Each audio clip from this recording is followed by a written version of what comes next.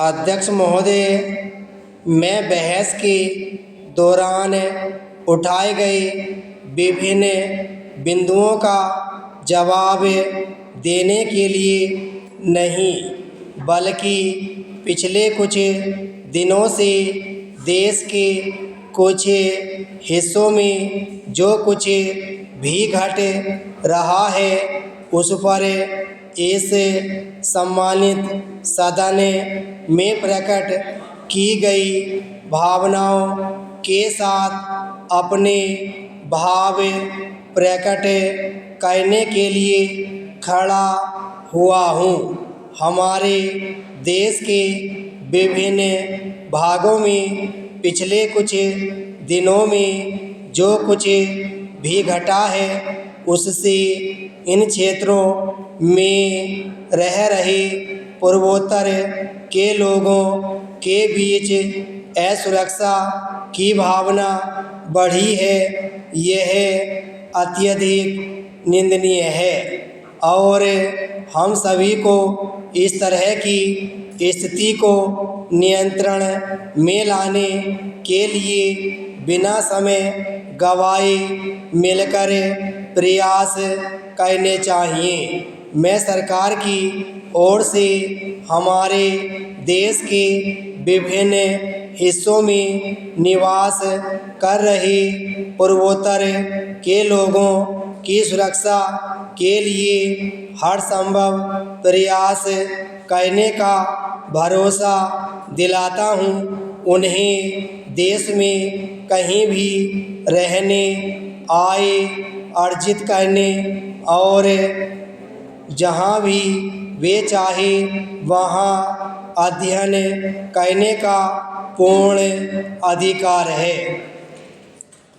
हमारे देश की एकता और अखंडता को कुछ तत्वों द्वारा खंडित करने का प्रयास किया जा रहा है। मैं किसी पर भी दोषारोपण न करते हुए इस सदन से अपील करना चाहूँगा कि वे हमारे देश के विभिन्न क्षेत्रों में रह रहे पूर्वोत्तर के लोगों को प्रबल और स्पष्ट संदेश दें कि हम सब एक हैं और देश के विभिन्न इलाकों में रह रहे पूर्वोत्तर के लोगों को सुरक्षा प्रदान करने के लिए हम हर संभव कदम उठाएंगे। उनकी सुरक्षा के लिए हर तरह का प्रयत्न किए जाएंगे और उनकी संभावनाओं की कदर होगी। पूर्वोत्तर के लोगों को एक स्पष्ट संदेश देने के लिए कि सभी राजनीतिक दल एक साथ हैं और यह हमारा कर्तव्य है कि हम अपनी संपूर्ण क्षमता के साथ शांति, बहाली और बंधुत्व के लिए कार्य करेंगे ताकि असुरक्षा की इस भावना पर नियंत्रण लाया जा सके। विभिन्न अन्य मुद्दों जैसे काले धन पर चिंता जाहिर की गई।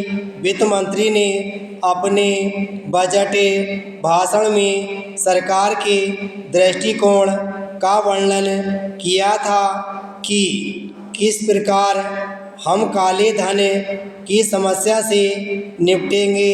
उन्होंने सदन में यह भी वादा किया था कि इस संबंध में सरकार श्वेत पत्र लाएगी। इसलिए मुझे आशा है कि इन सभी मुद्दों से निपटने के लिए बाकी बचे सत्र में काफ़ी संभावनाएं होंगी। इसलिए मैं सदन का और अधिक समय नहीं लूँगा। मैं सभी सदस्यों के साथ माननीय राष्ट्रपति को धन्यवाद देता हूँ। विराम पैरा 6। महोदय, जनतंत्र की एक कसौटी यह भी है कि राजकाज लोगों की भाषा में चलता है या नहीं। लिहाजा किसी व्यक्ति को अपनी भाषा में मांगी गई जानकारी देने से मना करने का कोई आधार नहीं हो सकता।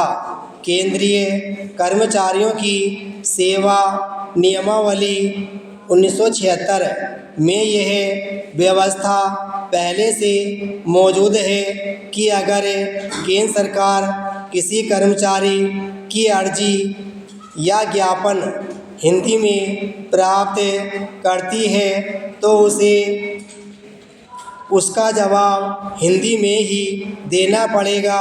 सर्वोच्च न्यायालय ने इसी आधार पर प्रशासनिक न्यायाधिकरण और मुंबई हाईकोर्ट के उस फैसले को खारिज कर दिया और आरोपी कर्मचारी के खिलाफ विभागीय कार्रवाई और सज़ा का आदेश निरस्त कर दिया, जिसमें यह दलील दी गई थी कि कर्मचारी अनपढ़ नहीं है, इसलिए उसे अंग्रेजी में आरोप पत्र जारी किया गया।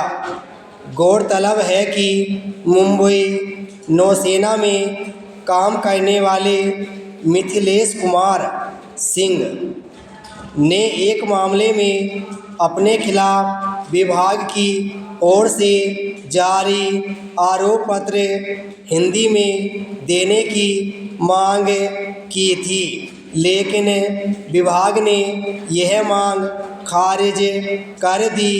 बाद में मुंबई उच्च न्यायालय ने नौसेना की दलील मान ली थी, पर सर्वोच्च न्यायालय ने हाईकोर्ट के निर्णयों को गलत ठहराया है। इसलिए कागजात, बहस और फैसले की भाषा ऐसी होनी चाहिए जिसे वादी प्रतिवादी दोनों समझ पाएं। अगर अंग्रेजी में फैसला लिखना न्यायमूर्ति के लिए व्यावहारिक व्यवस्था हो तो मांगने पर उसका हिंदी या संबंधित प्रांत की भाषा में अनुदित रूप मुहैया कराने की व्यवस्था होनी चाहिए। आज़ादी के बाद अपनी व्यापकता के चलते हिंदी को राजभाषा का दर्जा मिला, लेकिन व्यवहार में सच यही है कि प्रशासनिक कामकाज से लेकर अदालतों तक अंग्रेजी का ही बोलबाला रहा है। भारतीय भाषाओं की उपेक्षा बढ़ती जा रही है। हिंदी भाषी प्रदेशों के उच्च न्यायालयों में बहस और कामकाज कुछ हद तक ज़रूर हिंदी में होते हैं, मगर बाकी प्रदेशों में अंग्रेजी का ही वर्चस्व है। इसके खिलाफ मद्रास हाईकोर्ट के वकीलों ने लंबी हड़ताल भी की थी, जिसके बाद उन्हें तमिल में बहस की सीमित इजाज़त मिली, पर अब भी वह अनुमति संवैधानिक रूप नहीं ले सकी है। अदालतों में अंग्रेजी के प्रभाव में वादी प्रतिवादी के साथ साथ उन वकीलों को भी परेशानी महसूस होती है जिन्होंने हिंदी या दूसरी भारतीय भाषा के माध्यम से कानून की पढ़ाई की है।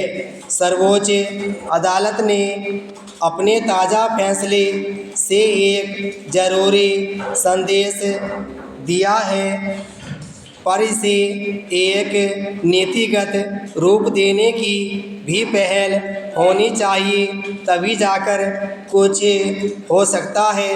आगे आपकी मर्जी है। विराम स्टॉप।